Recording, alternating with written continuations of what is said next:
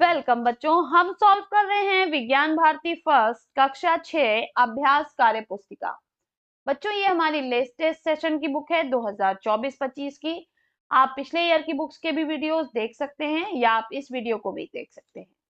इकाई 5 तंतु से वस्त्र तक। आज हम सॉल्व करेंगे इसे। चलिए सॉल्व करते हैं। निम्नलिखित प्रश्नों के सही विकल्प छांटिए। तो यहाँ पर हमारा क्वेश्चन क्या है? प्राचीन समय में लोग वस्त्र बनाने के लिए निम्नलिखित में से किन किन चीजों का उपयोग करते थे? पेड़ की पत्तियां व छाल, अखबार, धातु की पतली चादर या जानवरों की खाल। तो यहाँ पर बच्चों हमारा राइट आंसर हो जाएगा पेड़ की पत्तियां व छाल और जानवरों की खाल, जो कि हमारा दिया हुआ है ऑप्शन नंबर 4 में ए और डी। तो ये हमारा राइट आंसर हो जाएगा। नेक्स्ट है, जूट के रेशे के पौधे के किस भाग से प्राप्त होते हैं? यानी जूट के जो रेशे होते हैं वो पौधे के किस भाग से प्राप्त होते हैं? तो हमें पता है बच्चों की जो तना होता है उसी से हमें जूट के रेशे प्राप्त होते हैं। नेक्स्ट हमसे कह रहा है कि कपड़ा प्राप्त करने का सही क्रम क्या है? तो बच्चों ये है रेशा, रेशे से बनता है धागा और धागे से बनता है कपड़ा। तो ऑप्शन सेकंड हमारा सही हो जाएगा, रेशा, धागा और कपड़ा। नेक्स्ट, गीता अपनी सहेली को प्राकृतिक रेशे से बनी हुई वस्तु को उपहार में देना चाहती है। नीचे दिए गए वस्तुओं में से वह कौन सी वस्तु का चयन नहीं करेगी? यानी इसमें से कौन सी ऐसी वस्तु है जो प्राकृतिक रेशे से नहीं बनी हुई?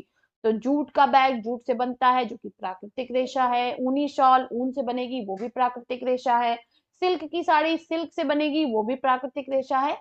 नायलॉन स्कार्फ, तो ये जो है बच्चों ये नायलॉन से बनेगा और नायलॉन जो है संश्लेषित या कृत्रिम रेशा है।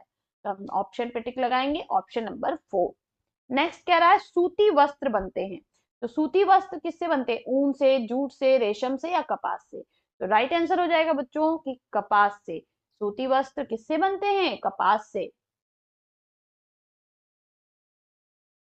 दूसरा प्रश्न है, रिक्त स्थानों की पूर्ति कीजिए। डैश और डैश पादप रेशे, जूट और कपास। हम यहाँ पे भर लेंगे जूट और कपास। नेक्स्ट, पावर हैंडलूम द्वारा डैश की जाती है। क्या की जाती है? वस्त्रों की बुनाई की जाती है। पटसन के रेशे इसके पौधे के डैश से प्राप्त किए जाते हैं। किससे प्राप्त किए जाते हैं? तने से प्राप्त किए जाते हैं। तीसरा है, निम्नलिखित प्रश्नों के उत्तर दीजिए। का बुनाई और बंधाई में क्या अंतर है? बुनाई, धागे के दो सेटों को आपस में व्यवस्थित करके वस्त्र बनाने को हम बुनाई कहते हैं, जबकि बंधाई एकल धागे से वस्त्र बनाने को हम बंधाई कहते हैं। प्राकृतिक तथा संश्लेषित रेशों में क्या अंतर है? प्राकृतिक रेशे प्रकृति, जंतु व पादप से प्राप्त रेशे होते हैं, जैसे ऊन व कपास। संश्लेषित रेशे मनुष्य द्वारा निर्मित रेशे होते हैं, जैसे नायलॉन या रेयॉन। नेक्स्ट कह रहा है, पटसन की फसल को पुष्पन अवस्था में ही क्यों काटा जाता है? क्योंकि पुष्पन अवस्था में ही पटसन के तनों से लचीले तथा मजबूत जूट के रेशे मिलते हैं। पटसन से प्राप्त रेशों के गुण लिखिए। तो बच्चों जो गुण हैं वो हम लिख लेंगे। चिकने व मजबूत होते हैं, चमकदार और सफेद होते हैं, 6 से 8 फीट लंबे होते हैं, बोरा, दरी, रस्सी व कागज बनता है। धागे की कताई कैसे की जाती है? रुई के एक पुंज के रेशों को खींचकर ऐंठते हैं, जिससे रेशे पास पास आ जाते हैं और इसी प्रक्रिया द्वारा कताई की जाती है। नेक्स्ट कह रहा है, निम्नलिखित फ्लो चार्ट भरिए। रेशा, रेशे दो तरह के होते हैं, प्राकृतिक और दूसरा कृत्रिम या संश्लेषित। प्राकृतिक रेशे में आते हैं पादप रेशे और जांतव रेशे। कृत्रिम रेशे में आते हैं नायलॉन, रेयॉन और पॉलिस्टर। नीचे दिए गए चित्र में जूट से बने रेशे की उपयोगी वस्तुओं के नाम लिखिए। तो देखिए बच्चों हम यहाँ पे भर लेंगे बोरा, रस्सी, गुड़िया, सजावट का सामान, टाट, डलिया, पर्स, दरी।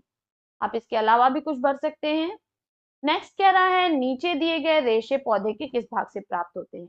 तो रेशा है रुई, रुई किससे मिलता है? बीज से। जूट तने से। नारियल की जटा फल से और फ्लैक्स तने से। नेक्स्ट कह रहा है, नीचे दिए गए चित्र को देखकर निम्नलिखित प्रश्नों के उत्तर दीजिए। तो यहाँ बच्चों कपास की खेती दिखाई गई है। ये जो हमारा चित्र है इसमें कपास की खेती दिखाई गई है। तो उस रेशे का नाम लिखिए जो उपयुक्त पौधे से प्राप्त होता है। तो क्या होता है? कपास। यह पौधा भारत के मुख्यतः किस राज्य में पाया जाता है? तो महाराष्ट्र, गुजरात, पंजाब, तमिलनाडु, मध्य प्रदेश व राजस्थान। इस पौधे को उगाने के लिए किस प्रकार की मिट्टी उपयुक्त होती है? तो काली मिट्टी। यह पौधा किस ऋतु में उगाया जाता है? तो बसंत ऋतु से पूर्व इस पौधे को उगाया जाता है। उस फल का नाम लिखिए जो इस पौधे से प्राप्त होता है। तो इससे प्राप्त होता है बिनौला या कपास गोलक।